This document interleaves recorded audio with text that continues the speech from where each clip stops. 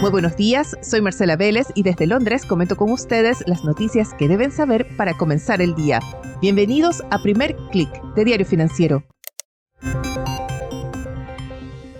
Muy buenos días, es viernes 21 de marzo. Bienvenidos a Primer Click. Se suman las señales de alertas desde las empresas. Trump sale a competir con los países mineros y con nuestro invitado especial de esta semana hablamos de la palabra de moda, la incertidumbre.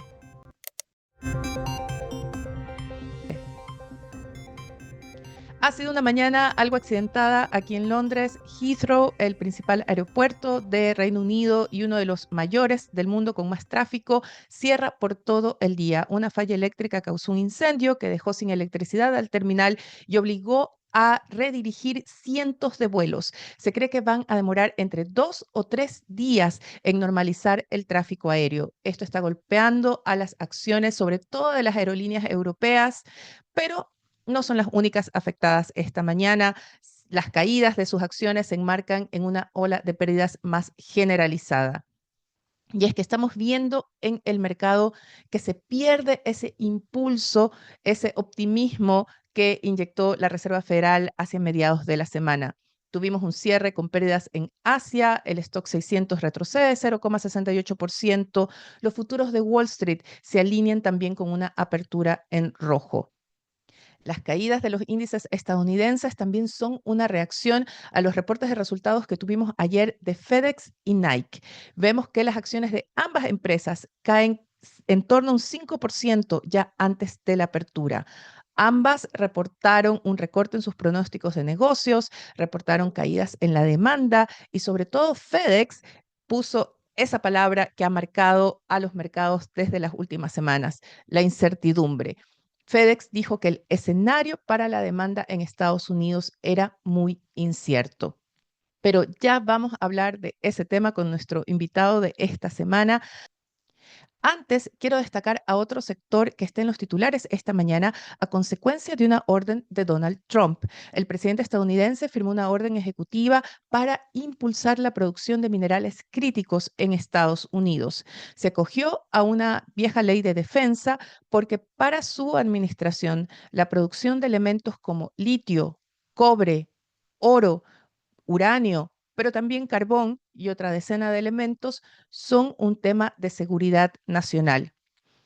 Son industrias en las que China tiene un alto control de la producción y Estados Unidos ahora quiere ser autosuficiente en la producción de estos minerales. ¿Qué implica esta orden ejecutiva? Que se van a acelerar las vías de financiamiento, préstamos, pero sobre todo se van a acelerar los permisos para la exploración y explotación de minerales. Una competencia para países como Chile, Australia, Argentina, Perú, que están en esa batalla por atraer inversiones para nuevos proyectos mineros. Así que hay que tener atención también cómo van a reaccionar las acciones de las empresas que operan en estos países. Antes de hablar del gran tema de la semana con nuestro invitado de este viernes, revisemos qué tenemos en la agenda para hoy. No hay publicaciones de cifras importantes en Estados Unidos, lo que va a hacer que Wall Street preste más atención aún a la conferencia que tiene prevista el presidente de la Fed de Nueva York, John Williams. En la eurozona estamos a la espera de las cifras de confianza de los consumidores. Es una medición preliminar para el índice correspondiente a marzo. Y para el mercado en Chile, el evento principal, sin duda, es la decisión del Banco Central esta tarde. No se esperan cambios en la tasa de política monetaria. El mercado va a estar muy atento al mensaje del emisor. Se cree que va a tener que abandonar los recortes de tasas, hacer una pausa por un tiempo prolongado. Pero ahora regresemos a Estados Unidos, regresemos a esta mirada global de lo que nos está pasando en los mercados, donde la incertidumbre es la que manda. Ya lo han dicho los bancos centrales, lo están diciendo las empresas y los inversionistas están todos a la espera de algunas definiciones. Conversamos con Axel Christensen de BlackRock y él nos dice que La incertidumbre nos va a dominar por un tiempo mayor. Sería muy ingenuo, dice él, creer que ya cuando se anuncien los aranceles el 2 de abril vamos a cerrar este capítulo, pero sobre todo, y hacia el final de la entrevista, nos dice qué hacer con nuestros portafolios en este escenario tan incierto. Este viernes estamos con Axel Christensen, él es director de estrategia para Latinoamérica de BlackRock y es siempre un placer hablar con Axel, ya sea en entrevista o fuera de ella. Así que muchas gracias por darnos este tiempo. Axel, ¿cómo estás? Súper bien. Un placer estar contigo, Marcela. Y A la conversar distancia, a la distancia. a la distancia, sí. Hablar de temas entretenidos como lo que está ocurriendo en mercados, economía, etcétera. Qué bueno que lo mires positivo y le llames entretenido, porque algunos ya estamos un poco agotados y hay tantas preguntas que quiero hacerte, espero no ser tan erráticas como las políticas que han dictado los mercados en los últimos tiempos, pero yo creo que por donde quiero comenzar es por la gran protagonista de esta semana, que es la Reserva Federal. Y ese rescate que tuvo no sé si rescate, más bien resucitó la palabra transitoria en referencia a la inflación, al posible impacto inflacionario de la política arancelaria que ha prometido o amenazado, como lo quieran ver, Donald Trump. Y quería comenzar por ahí, ¿te alineas con el análisis que presentó la Reserva Federal en su reunión de esta semana? Así es, Marcela. En un anuncio que en realidad no a priori deparaba muchas sorpresas. La gran sorpresa fue, como tú bien dices, el resucitar, además en un término que estuvo tan cargado, ¿no es cierto?, tan negativamente en algún momento como la palabra transitorio, y sobre todo al referirse a la inflación. Así que esa fue la gran sorpresa y, digamos, de alguna manera opacó algunas cosas que sí los inversionistas le estábamos prestando atención.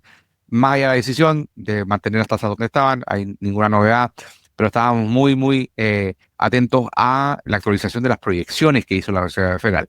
Como hace cada uno de los trimestres, de acuerdo a lo esperado, se hizo una corrección, ¿no es cierto?, de las proyecciones de crecimiento a la baja, de inflación al alza. También se ajustaron quizás en un tono un poquito más hawkish, entendiendo que eh, van a venir eventualmente menos recortes de lo que inicialmente se pensaban en cuanto a la tasa política monetaria. Pero toda la sorpresa vino después, todo el comunicado que hace después, en la entrevista que hace Powell con los medios, ahí viene la cuota de sorpresas del día de ayer, donde resucita este término, que tú bien decías, Marcela, bastante controversial en su momento. Recordemos que la Reserva Federal usó el mismo término para referirse a la inflación que se generó durante la pandemia, que iba a ser algo que nos iba a acompañar por poco tiempo, que iba a ser temporal, transitorio, y después la propia Reserva Federal, el propio Powell, tuvo que desdecirse respecto a esa transitoriedad, así que llama mucho la atención que vuelva a resucitar el término hoy día. Cuando lo escuché, me quedé y dije, a ver, ¿esto es a propósito o no? Porque no le fue bien con el primer diagnóstico de transitorio. Pero dicho eso, más allá de la sorpresa, ¿compartes todo el análisis? Porque, a ver, todo, o sea, teoría económica, ensayos que se han hecho, estudios de aranceles en el pasado, todo apunta a que no, a que el impacto al menos no sería tan de corto plazo como lo está planteando, porque si uno revisa las proyecciones, están planteando un ajuste al alza de la inflación esperada solo para este año, pero ya no para 2026, ya no para 2027. Es como si fuera un shock inicial y luego esperaran que ese efecto inflacionario pasara. Pero no sé si es porque soy muy latinoamericana y yo he aprendido que los precios una vez que suben ya no bajan, pero, pero no sé si compartes ese análisis.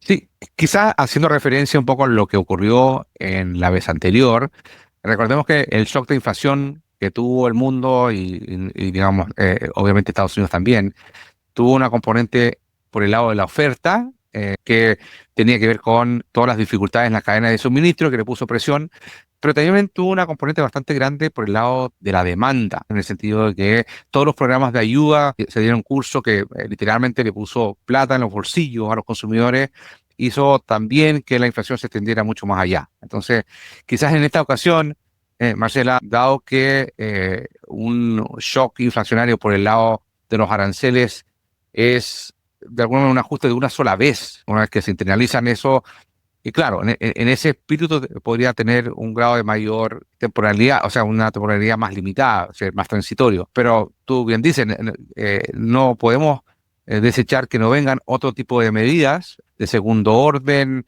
para hacer frente a este shock de inflación, a la tentación de que los gobiernos entreguen un poco más de dinero a los consumidores como para hacer frente a un aumento de los costos de la vida. Así que, digamos, yo creo que quedaron muchas dudas respecto a si es que no vamos a volver a tropezar de nuevo con la misma piedra en cuanto a esperar que esto pueda ser más corto y no nos lleguemos a una sorpresa de que el efecto sobre precios y sobre otros indicadores económicos, como el crecimiento, sean mucho más extendidos o más permanentes incluso. El secretario del Tesoro, Scott Bessent, ha hecho mucho énfasis en que ellos quieren ver bajar la tasa de interés, sobre todo la tasa de los bonos del Tesoro de 10 años. Y la tasa bajó fuertemente después de la reunión de la Fed. Me preguntaba si acaso esta desaceleración económica que está proyectando la Fed es algo que en realidad desea la Casa Blanca como condición para que puedan bajar las tasas de interés. Y si es así, ¿acaso no es un juego muy arriesgado? Porque la desaceleración puede ser más profunda de lo que quisieran. Bueno, efectivamente, e incluso, Marcela, las tasas de interés, particularmente en el plazo que te menciono, los 10 años, viene bajando incluso antes de la decisión de ayer de la FED. ¿Cierto? En la medida que el mercado ha venido descontando una probabilidad mayor de un escenario recesivo. Ahora, efectivamente lo que señalas tú puede ser un juego peligroso, si bien la intención debe ser, está muy alineado con su interés, al final de cuentas él es el responsable de conseguir las mejores condiciones de refinanciamiento que pueda llegar a tener, ¿no es cierto?, el Tesoro de Estados Unidos al momento de refinanciar. Un montón de bonos que se midieron años atrás, Marcela, a tasas muy por debajo de las actuales. Entonces, claro, hay incentivo a querer de alguna manera generar algunas condiciones más pesimistas, sembrar, si tú quieres, incluso este fantasma de recesión, porque eso funciona al bajar la tasa de refinanciamiento que enfrenta el Tesoro de Estados Unidos.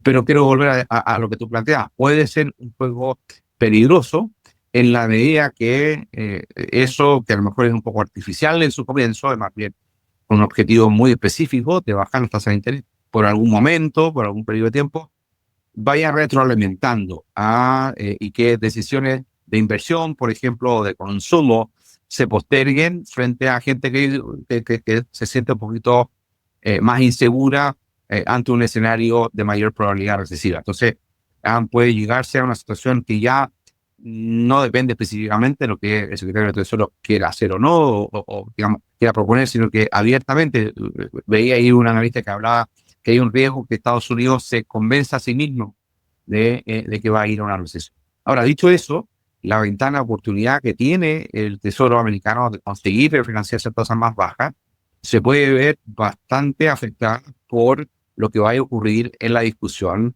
de política fiscal de Estados Unidos. Recordemos que está en el Congreso un proyecto de recortar impuestos corporativos, de extender los recortes a los impuestos personales que Trump puso en marcha durante su primer periodo.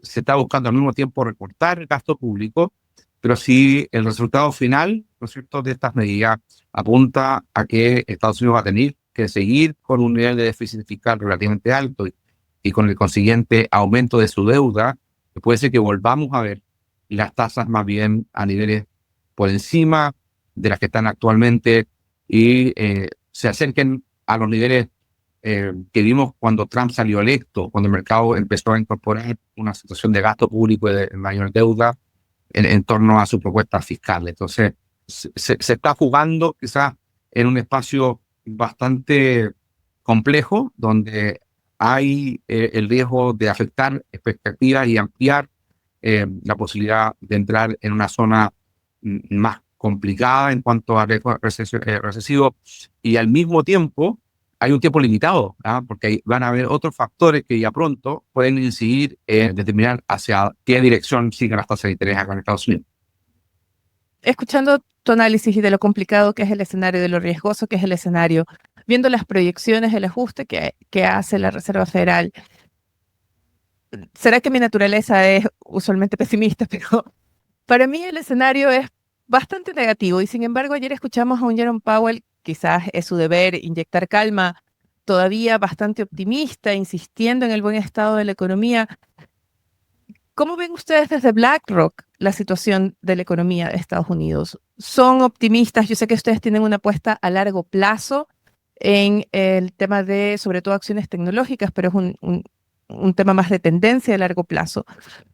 Pero pensándolo ahora, 2025, corto plazo, ¿cuál es la posición de ustedes hacia el mercado estadounidense?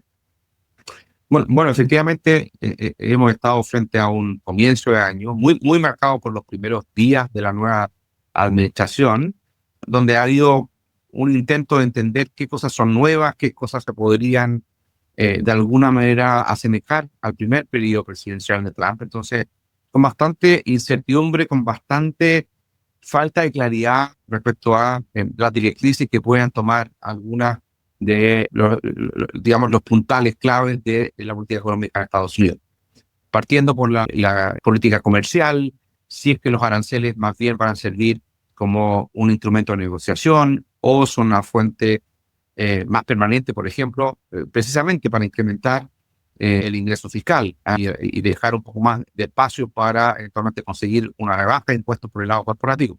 Entonces, estamos todavía en una etapa de descubrimiento. Yo creo que eso incide mucho. La gran pregunta que nos hacemos es que si los 4 años completos vamos a hacer, digamos, vamos a estar frente a una situación de descubrimiento, o va a llegar un punto en que, de alguna manera, la administración de Trump ya como que de alguna manera es capaz de identificar dónde están los contornos. Aquí ha sido interesante ver también respuesta por parte de las autoridades máximas en la Corte Suprema en Estados Unidos con respecto a ciertas actuaciones del Ejecutivo frente a fallos judiciales, también del propio Congreso, a elementos más conservadores en lo fiscal, en el Senado, particularmente en Estados Unidos, parecieran que también están poniendo ciertos límites hasta cuánto se puede estirar la situación de déficit. Entonces, puede ser, Marcela, que estamos en un inicio viendo el contorno hasta dónde, digamos, se va a mover la política económica. Y ese primera etapa es como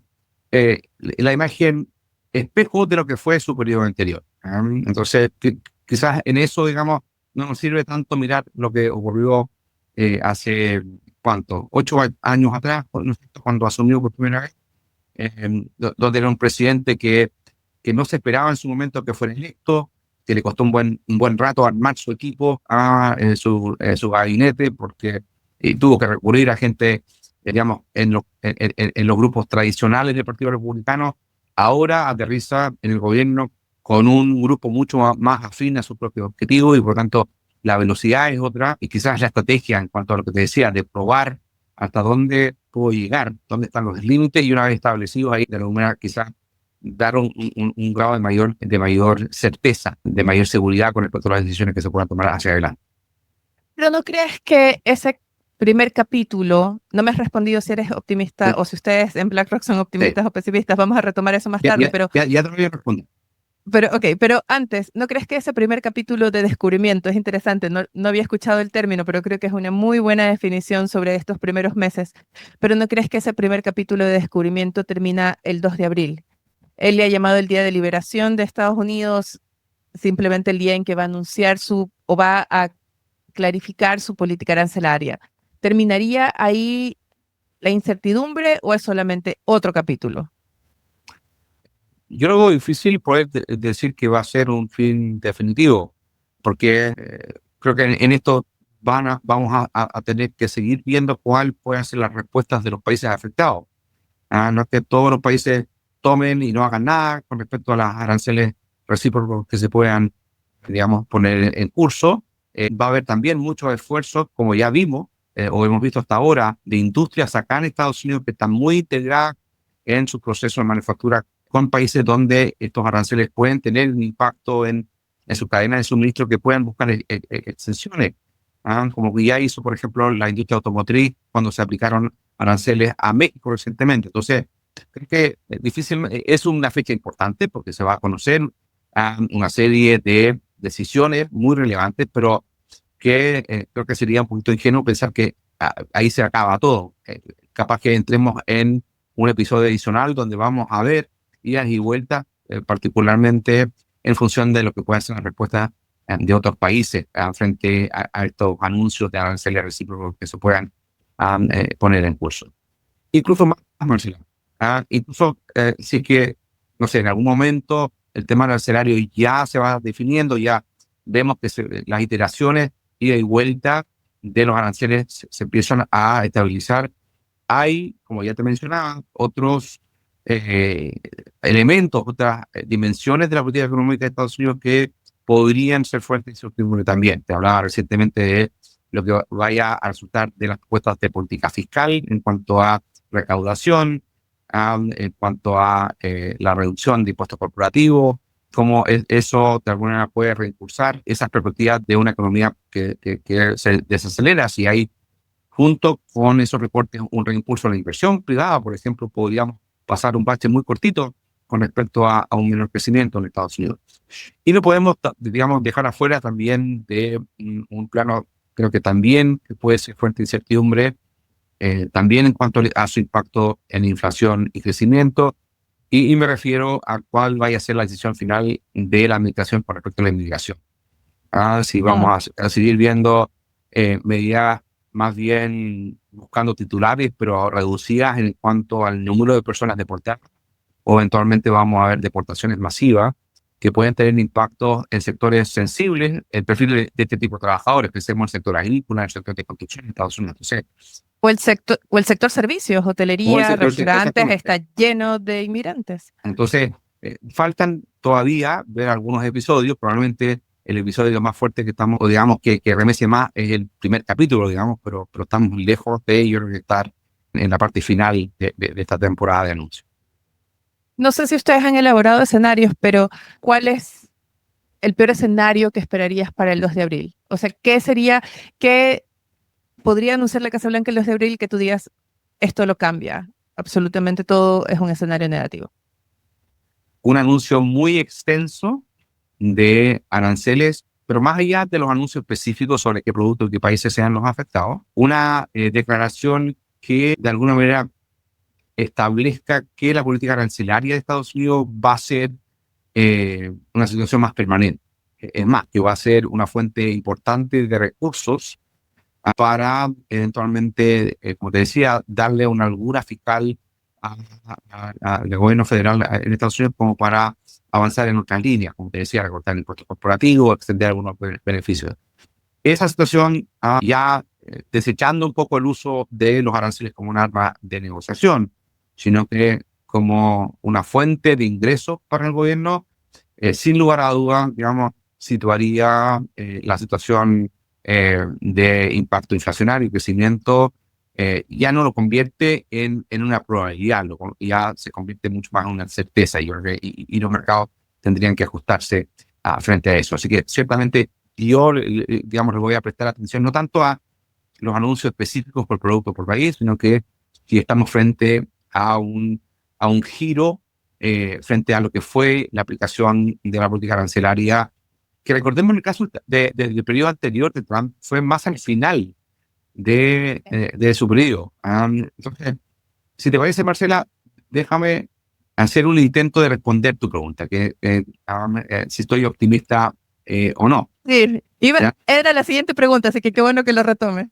Entonces, mira, si uno mira la primera administración de Trump como una referencia, con los cuidados de que las cosas no se repiten de la misma manera, pero que en general, si uno es capaz de separar el efecto final de la pandemia, primeros años de la administración de Trump fueron razonablemente positivas para la economía aquí en los Estados Unidos. El crecimiento estuvo por encima del crecimiento potencial, la inflación estaba bastante controlada, pero ¿qué caracterizó? Y si bien uno podría, mirando esa referencia, tener una base optimista, creo que cuáles son los matices que a mí me llega, no sé si convertirme en pesimismo, mi optimismo inicial, pero ser un poquito más cauteloso, un poquito más realista.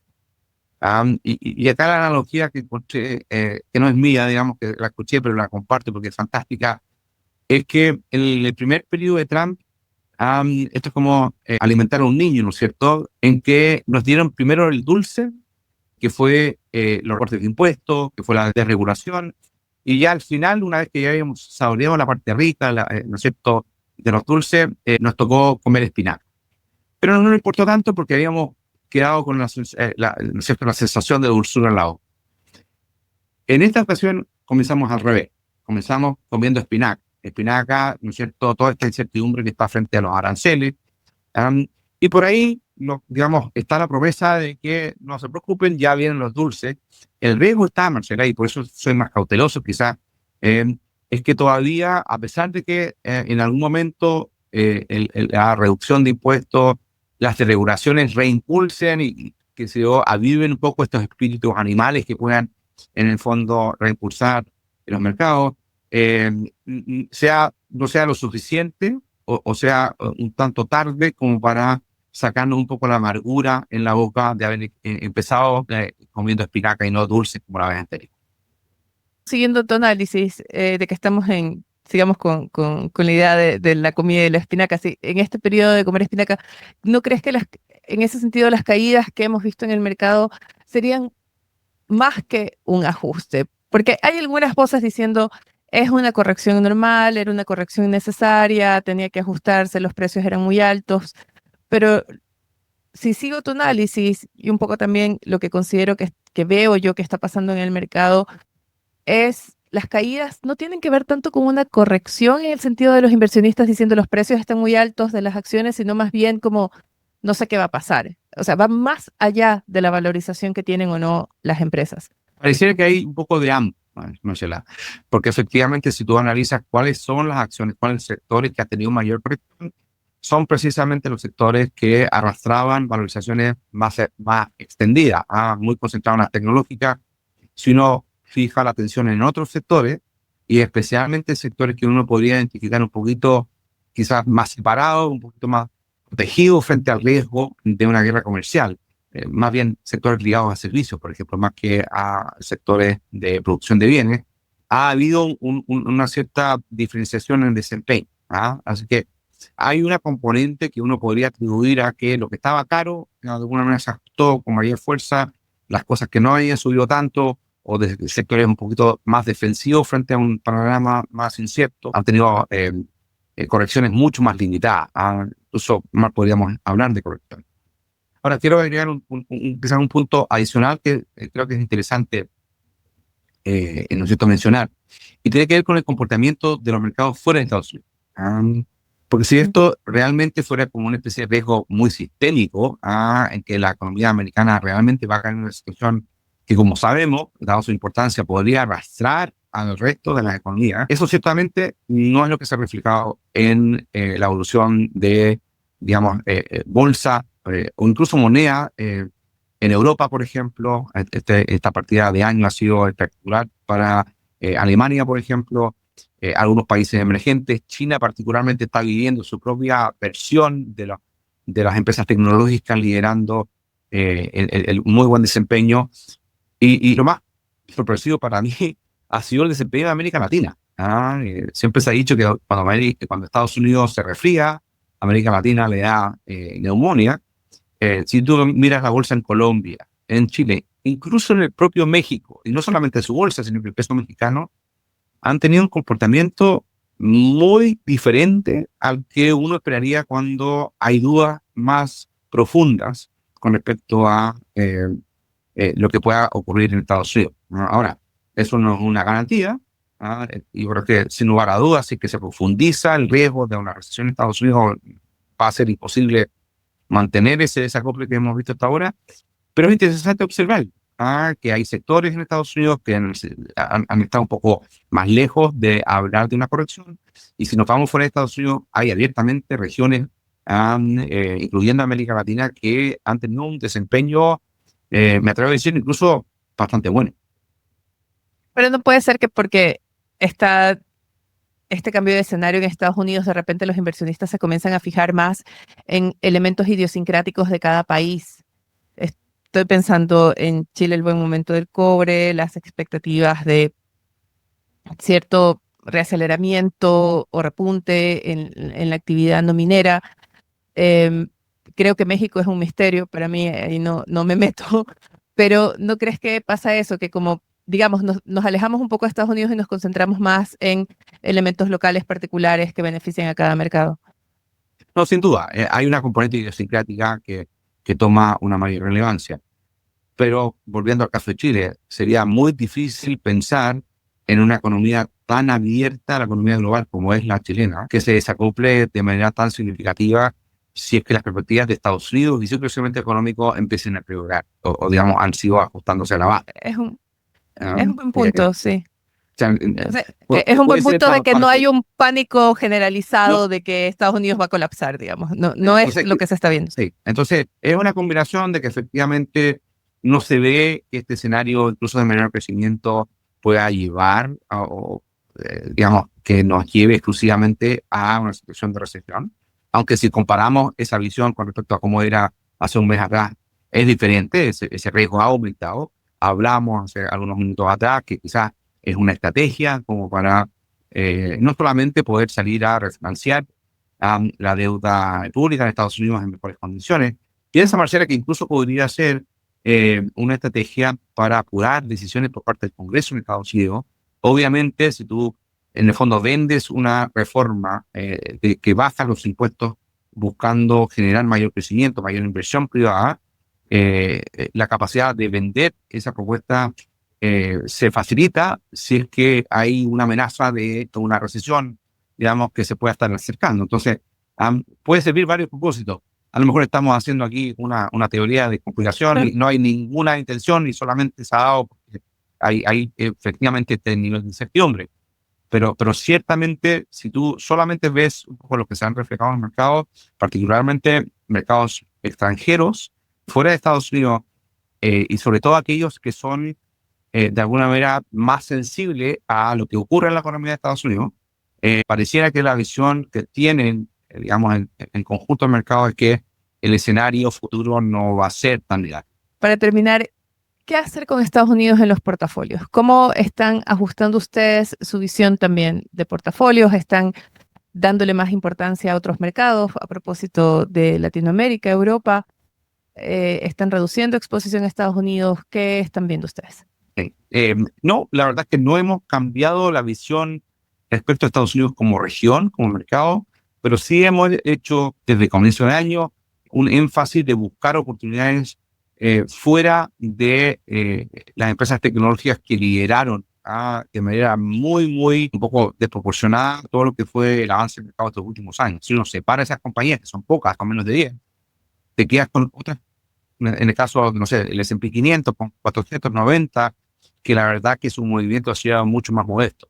Y estas son compañías que, si bien no son tecnológicas necesariamente, hay muchas de ellas que tomando esta tecnología pueden avanzar mucho en mejorar su productividad. Hemos, de alguna manera, sin cambiar la visión respecto a Estados Unidos, hecho un giro hacia industrias diferentes a la tecnológica que pueden verse beneficiadas, que no cuentan quizás con el lastre de valorizaciones tan extendidas como las tecnológicas observaban, y al mismo tiempo, frente a la dificultad, ¿no es cierto?, de tener claridad hacia qué escenario vamos, si las cosas van a salir bien o no, tratar de buscar cierta protección en compañías que sean un poquito más todo terreno, ya sea porque tienen márgenes muy amplios, ya sea porque tengan dominancia en los mercados en los cuales operan, te dan un nivel de protección adicional que, independiente de la situación financiera o económica, que se tienen una mayor resiliencia tú quieres frente a esos cambios adicionales.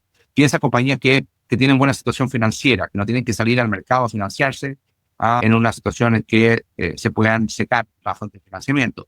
O compañías, como te decía, que tengan márgenes bastante amplios, cosa que si vemos un repunte inflacionario a partir de los aranceles, tengan un colchón más amplio como para amortiguar el efecto de el incremento de sus costos de producción. Pero estás hablando de una forma particular de empresas más que de sectores, o sea, fijarse en las características de las empresas más que en el sector en el que operan. De hecho, nosotros le ponemos un nombre, son compañías de alta calidad, la calidad por su fortaleza financiera y porque en general están en negocios que les permite proteger su fuente de ingresos de mejor manera. Muchas de estas empresas de alta calidad son precisamente varias de las tecnológicas que les ha ido muy bien en este último tiempo. Pero hay digamos, buenos ejemplares de compañías de alta calidad en el sector financiero, en el sector de salud, en farmacéutica, etcétera. Así que este enfoque te permite abrirte a oportunidades mucho más allá de lo que ha sido el liderazgo tecnológico y que pareciera estar oculto más en duda este año. ¿Y hay un índice que se pueda seguir? Porque estoy pensando en los inversionistas retail que no van a buscar específicamente estudiar empresa por empresa, sino que van y compran un ETF, por ejemplo. Sí, hay índices, no te puedo hablar de productos específicos, digamos, pero la palabra clave que cualquier inversionista que de alguna manera encuentre interesante esta tesis es digamos, el término calidad en inglés, quality. Hay índices que tú lo vas a buscar, hay algunos se enfocan en Estados Unidos, algunos índices son más globales, pero la palabra clave que tú vas a querer buscar en ese índice, en ese fondo, en ese ETF, va a ser quality, calidad. Muy bien, nos quedamos con eso. Ante la incertidumbre, calidad. Yo creo que es el mejor resumen. Muchísimas gracias, Axel. No, gracias a ti, Marcela. Hasta la próxima. Como siempre, espero que les haya parecido interesante nuestra conversación. Si tienen algún tema que quieren que tratemos en este espacio, escríbanme, háganmelo saber. Pueden dejar su comentario en cualquiera sea la plataforma que estén escuchando este podcast o pueden escribirme a mveles@df.cl. Eso es todo por ahora. Los invito a que sean actualizados de las noticias del día y más visitando nuestro sitio web de f.cl y de fsud.com con las noticias de negocios de Latinoamérica. No olviden, este fin de semana tenemos ediciones de Señal de F y de F+. Y no olviden dejarnos sus comentarios, sus calificaciones, suscribirse en cualquiera sea la plataforma que estén escuchando este podcast. Nos va a ayudar a crecer. Gracias desde ya, les deseo que tengan un buen fin de semana. Nosotros nos reencontramos el lunes.